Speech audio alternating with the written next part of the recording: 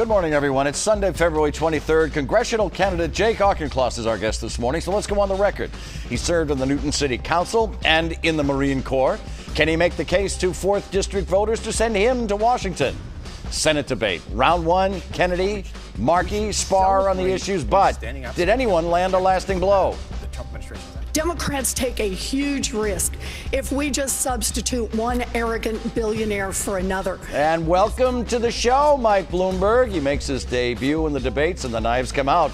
Where does the race go now? Let's go on the record. From WCVB Channel 5, the inside word from Washington to Beacon Hill. Today's newsmakers are going on the record. Good morning, everyone, and welcome to OTR. I'm Ed Harding, along with News Center 5's political reporter Janet Wu. It is always great to have you with us this morning. And our guest this morning is Jake Auchincloss, a candidate for the 4th Congressional District seat that is being vacated by Joe Kennedy. He's a Democrat. He's a current member of the Newton City Council. He is also a Marine who served as a commander in Afghanistan and Panama. In the business world, he has worked for a cybersecurity startup and as a senior manager at Liberty Mutual's Innovation Lab. He has degrees from Harvard and MIT. And before we go one step further, perhaps you recognize the last name, Auchincloss. So where on the family tree of Auchinclosses that our viewers might know are you? Short answer, distantly. My grandfather's cousin was Jackie Onassis' stepfather. The more important connection to me to the Kennedys is actually through service. My great uncle was the national security advisor to Jack Kennedy. And growing up, my grandmother, every Sunday night at our dinners, would talk about politics and would talk about service as something to be proud of. That always has stuck with me. Well, it's great to have you with us. Thanks for coming in. Thank you for having me. So it sort of leads us to the next obvious question, financing of your campaign. Your parents are also very successful in their own right. They're physicians, is that correct? I grew up in a healthcare family. Right. And will you be putting your own money into this race, and any limit on how much you'll be putting into this race? I have not put any of my own money into this race. I've also refused any corporate PAC money. And so far into this campaign, I've been able to fundraise through supporters within the Massachusetts community. 70% of our donations have come from Massachusetts.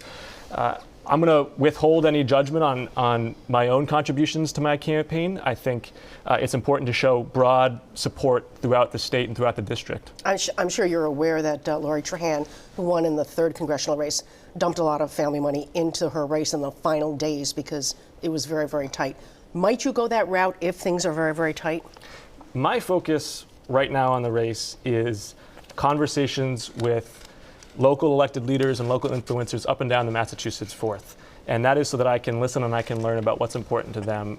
Decisions about fundraising late in the race they belong to late in the race. I'm fortunate enough to have done pretty well in fundraising so far. So you're not ruling it out at this point? I'm not ruling it out, but I'm also not planning on it because at this point we are doing well fundraising. You mentioned up and down the 4th, so let's go there. Is it fair to call your political brand Newton Progressive? Is that fair?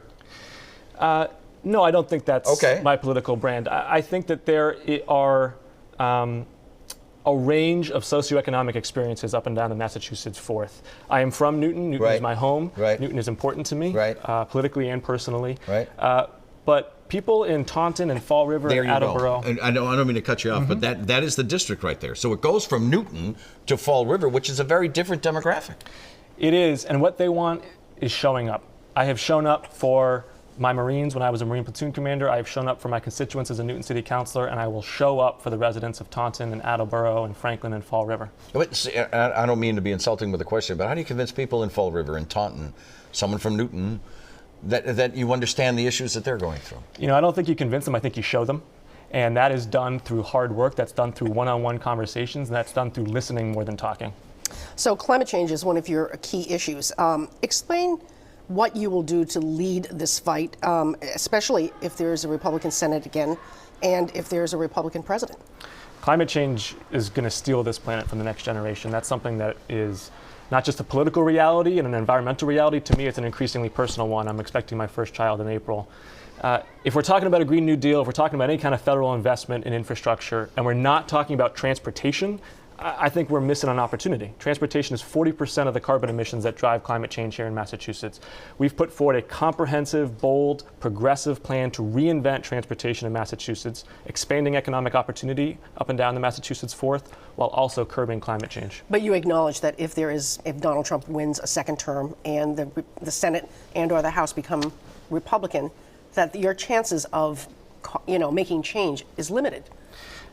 If Donald Trump is reelected president, the number one priority is to support and defend the Constitution of the United States. I have sworn 6 oaths to the Constitution throughout my career. When I swear a 7th as the next member of Congress, my number one priority is to defend that document against a man who believes he's above the law. Having said that, there is the opportunity for bipartisan results on infrastructure. That is an issue that Republicans and Democrats both care about. Who do you think is stronger on climate change? Ed Markey, who's your senator, or Joe Kennedy, the man that you would hope to replace in Congress? You probably watched the debate this past week. Who do you think is stronger, and are you endorsing either of them? I'm looking forward to working with either a Senator Markey or a Senator Kennedy as part of the Massachusetts delegation, and to do so most effectively, I'm going to be neutral in this race. I think they both bring something to the political table. Senator Markey obviously has been tremendously influential on the environment. Do you think he's stronger on the environment than Joe Kennedy? I think his putting forward the Green New Deal has moved forward the conversation in a really meaningful way. So let's talk about immigration, because as we've shown you the range of the district. It's a burning issue in the state. It's a burning issue in the country. It's a burning issue in the district. As it should be. Should Massachusetts become a sanctuary state? Let me ask you that first. Should Massachusetts become a sanctuary state? As a city councilor in Newton, I was proud to co-docket our city's own sanctuary city ordinance. I did that both because it makes our city safer, it is more welcoming to immigrants, and I did that also as the great-grandson of Jewish emigres from the Russian pogroms. We are all immigrants in this country. I believe that these recent incursions by the Border Patrol into Boston and other sanctuary cities are unnecessary, and they are counterproductive. That you anticipated what I was going to ask.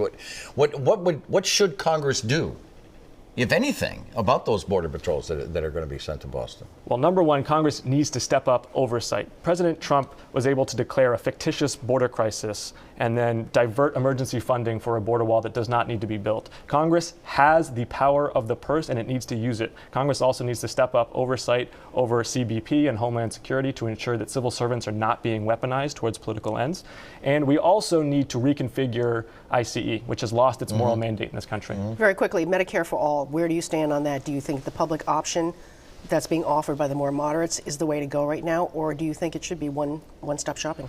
I grew up in a healthcare family. This is a complicated issue. I know it professionally and personally.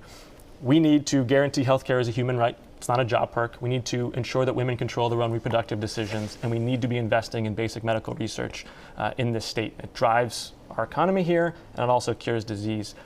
I will work towards any bill that can achieve those 3 principles. I think a more muscular, expanded public option is the best path forward in the near term. You ready for the OTR Pop Quiz? Bring it on. Listen to him. It might be the first time I heard "Bring It On," which is wonderful, by the way. All right, are you okay, by the way? Yes, I am. Excellent. Okay. I apologize. No. I'm just hoping you're okay. You have suggested that some of the solutions for our current transportation woes could be as simple as getting more people on bicycles. So let's start with the bike question. What were those early bikes with large front wheel called? Was it a velocipede? Was it a parading bicycle? Or was it a penny farthing? It was a penny farthing, and they were made of wood, actually. It was a penny farthing, and the name comes from the British coins, the penny, and the much larger farthing, so obviously they look like in that picture. You are a proud Marine. The lyrics from the Marine hymn begin with, "From the halls of Montezuma." But your question is, where are the halls of Montezuma? Bolivia, Mexico, or Panama? Mexico. It is. It refers to a battle in the Mexican-American War. Marines stormed the castle. 2 for 2. We're going to go to a break, find out if he's going to be 4 for 4. Jake Auchincloss is with us this morning.